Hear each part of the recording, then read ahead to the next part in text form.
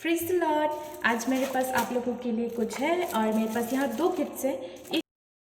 एक जो पैक्ड है बहुत अच्छे से पैक की हुई है और एक ये वाली गिफ्ट है जो बस ऐसे ही है। और अगर आपको ऑप्शन दी जाए कि आप इन दोनों गिफ्ट्स में से कौन सा गिफ्ट चूज़ करते हो तो बहुत सारे लोग यूज़ करेंगे क्योंकि ये देखने में अच्छी है और देखने में अट्रैक्टिव है।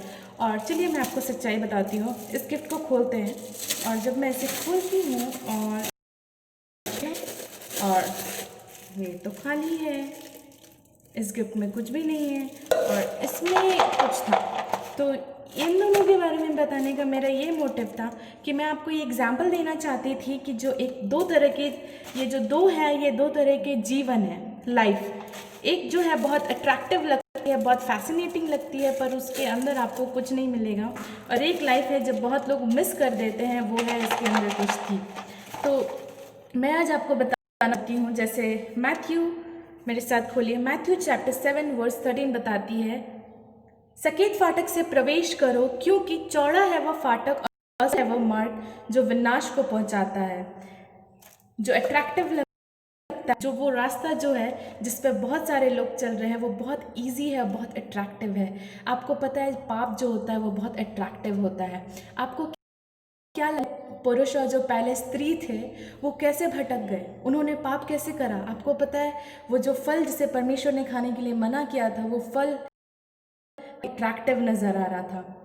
उसको देख के हवा फिसल गई और वो उस फल की ओर चली गई। क्यों? क्योंकि वो बहुत अट्रैक्टिव था। आज भी आपके लाइफ में बहुत सारी ऐसी चीज़ें हैं, बहुत सारी ऐसी बातें हैं जिन्हें देख के आपको लगता है ये बहुत अट्रैक्टिव है। वर्ल्ड की चीज़ें लाइक ग्लैमर एंड मैं नाम नहीं लूँगी, मैं आपको बस बताना चाहती हूँ बहुत सारी चीज़ें हैं जो देख के बहुत ही अच्छे लगते हैं, मन को लुभाते हैं। मैं बताती हूँ पाप हमेशा ऐसा होता है। लेकिन मैं आपको सच्चाई ये भी बताती हूँ कि आप उस अट्रैक्टिव चीज़ के पीछे जाते तो हो लेकिन आपको वहाँ कुछ नहीं मिलेगा। मैं सच बता रही हूँ आपको मेरे फ्रेंड्स, मैं आपकी चिंता करती हूँ। इस वचन को जब हम आगे पढ़ेंगे तो वचन हमें बताती है, सकेत है वह फाटक, कठिन है वह मार्ग जो जीवन को पहुँचाता है और थोड़ी ही हैं जो उसको पाते हैं। बहुत कम होते हैं जो समझदार होते हैं और उस पाप में नहीं गिरते और उस जीवन के इनाम को पाते हैं। आपको पता भी नहीं है कि आपके लिए इनाम रखी हुई है, इसलिए शायद आपको ये भी नहीं पता कि दो रास्ते हैं। इसलिए मैं आज यहाँ पे आपको ये बताने कि आपके पास दो रास्ते हैं। सिर्फ एक वो जो फैसिनेटिंग है और एंड खाली नहीं है, एक ऐसा भी रास्ता है जो आपको अनंत जीवन लेके जाता है। आप जितनी भी फैसिनेटिंग वर्ल्ड की चीज़ें, इस वर्ल्डली चीज़ों को, सांसारिक चीज़ों को आप कर लो, अंत में आप अपने आप को अकेला और इसकी तरह खोखला ही पाओगे। कहीं ना कहीं आपके अंदर पेन रहेगा, कहीं ना कहीं आपके अंदर अकेलापन, डिप्रेशन, किसी न किसी बात की दर्द रहेगी।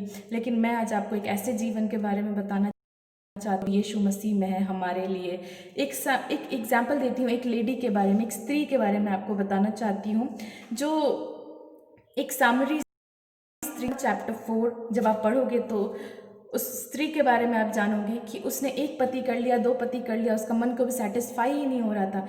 इस स्टोरी को बताने का मेरा ये मतलब नहीं है कि मैं आपको गलत रिलेशनशिप के बारे में बता रही हूँ। मैं आपको ये बता रही हूँ कि इस स्त्री का मन सेटिस्फाई ही नहीं हो रहा था।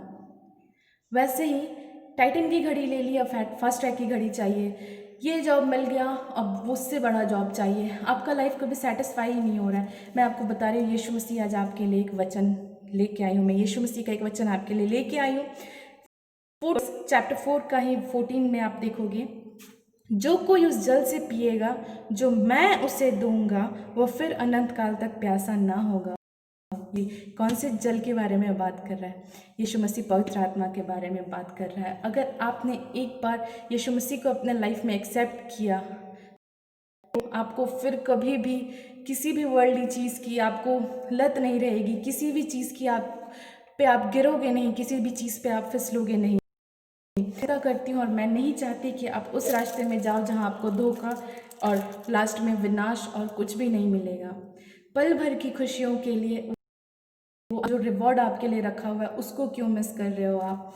मैं आपको बताना चाहती हूँ, जैसे भजन संहिता हमें बताती है, चैप्टर 34 वर्स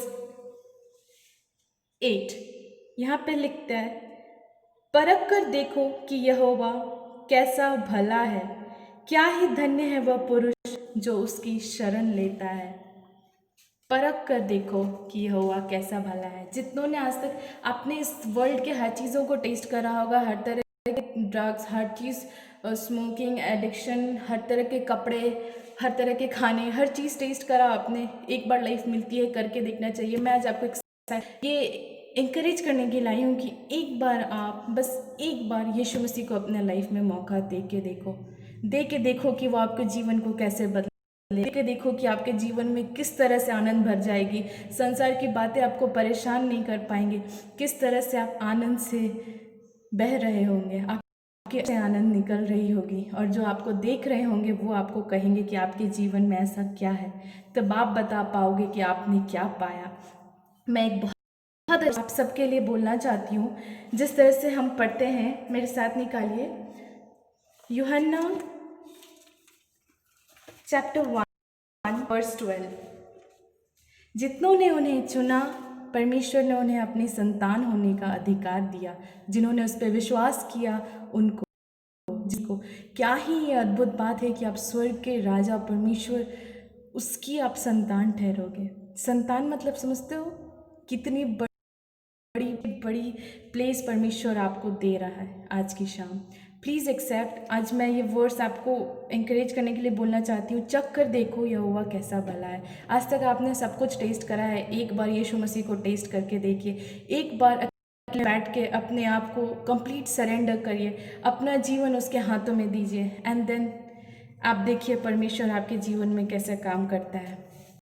आप उसके पास एक कदम बढ़ाते हैं, तब वो आपकी ओर 2 कदम बढ़ाता है। उस वर्ल्ड में कुछ नहीं रखा जहाँ अंत में आपको कुछ भी नहीं मिलेगा, पर उस लाइए जिसमें आपके लिए रिवॉर्ड रखी हुई है।